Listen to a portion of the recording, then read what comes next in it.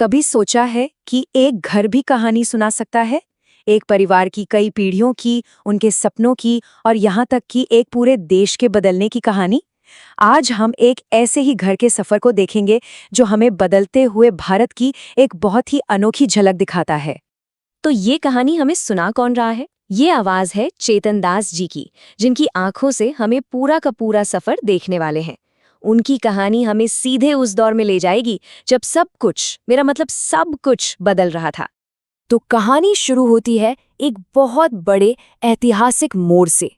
एक ऐसा मोड़ जिसने लाखों लोगों की तरह चेतन दास के परिवार की जिंदगी की नींव को भी हिलाकर रख दिया था। ये सब शुरू हुआ साल 1947 में, भारत के बंटवारे के साथ। मतलब एक ऐसा वक्त जब देश दो हिस्सों में बंट रहा था, भारत और पाकिस्तान। और इसी एक वजह से चेतन दास के परिवार को अपना सब कुछ छोड़ के, अपना घर छोड़कर निकलना पड़ा। जरा सोचिए, सिर्फ 9 साल की उम्र में चेतन दास को अपना घर, अपने दोस्त, अपनी गलियां, सब कुछ पीछे छोड़ना पड़ा और एक अनजान सफर पर निकलना पड़ा। वो उथल-पुथल आज भी महसूस की जा सकती है। अच्छा, दिल्ली तो पहुंच गए, पर मुश्किलें अभी खत्म कहाँ हुई थी। उनका नया घर एक अस्थायी कैंप था। मतलब जिंदगी बड़े बड़े टेंटों में सिमट कर रह गई थी और आगे क्या होगा किसी को नहीं पता था। लेकिन कहते हैं ना, हिम्मत करने वालों की हार नहीं होती। तो चलिए अब देखते हैं कि कैसे इस परिवार ने उम्मीद का दामन नहीं छोड़ा और अपनी मेहनत से, बिल्कुल जमीन से सब कुछ फिर से खड़ा किया। और पता है सबसे खास बात क्या थी? घर बनाने का हर एक काम उन्होंने खुद अपने हाथों से किया। बाबा मिट्टी खोदते तो अम्मा उसमें भूसा मिलाती ताकि दीवारें और भी मजबूत बने। और ये सिर्फ बड़ों का ही काम नहीं था। नहीं, बच्चे भी पूरी जी जान से मदद कर रहे थे। ये सिर्फ एक घर नहीं बन रहा था, ये एक परिवार का सपना था। उनकी एकता की एक नई नींव रखी जा रही थी। उन्होंने बिल्कुल अपने पुराने घर की तरह ही उन चीजों का इस्तेमाल किया जो आसानी से मिल जाती थीं, जैसे कि मिट्टी, गोबर, नीम और कीकर की टहनियां।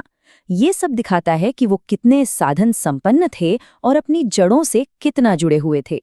खैर, वक्त आगे बढ़ा और वक्त के साथ साथ परिवार की जरूरतें भी बढ़ने लगीं। तो अब घर में बदलाव का समय आ गया था, जो परिवार की जिंदगी के अगले चैप्टर को दिखाता है। देखिए, घर का ये बढ़ना सीधे सीधे परिवार के बढ़ने से जुड़ा था।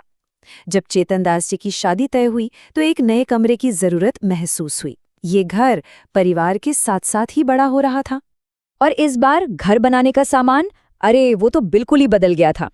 मिट्टी और लकड़ी की जगह अब शहरों में इस्तेमाल होने वाले सीमेंट, लोहे और कच्ची ईंटों ने ले ली थी। ये उस दौर में आ रहे बदलाव का एक साफ संकेत था। घर में एक छोटी सी रसोई और कच्ची ईंटों से बना एक टॉयलेट भी बनाया गया। अब पूरा परिवार एक साथ चटाई पर बैठकर खाना खाता था। जैसा कि चेतन दास जी खुद बताते हैं, वो एक बहुत ही खुशी का समय था। तो अब कहानी पहुंचती है अगली पीढ़ी तक। जमाना बदल रहा था, लोगों के सपने बदल रहे थे, तो भला घर कैसे वहीं रहता? उसने भी एक बार फिर अपना रूप बदला। जब चेतन दास के बेटे राजू की शादी का समय आया तो घर को एक बार फिर से तैयार किया गया, नई दुल्हन के स्वागत के लिए। देखिए, परिवार की हर खुशी इस घर के बदलाव से कैसे जुड़ी हुई है। और इस बार का बदलाव तो वाकई बहुत बड़ा था। कच्ची ईंटों की जगह पक्की ईंटों ने ले ली, मिट्टी के फर्श की जगह मार्बल चिप्स वाला फैंसी फर्श आ गया, और हाँ, मिट्टी के चूल्हे की जगह गैस स्टोव ने ले ली थी। ये सिर्फ एक घर नहीं, बल्कि बदलते भारत की एक जीती जागती तस्वीर थी।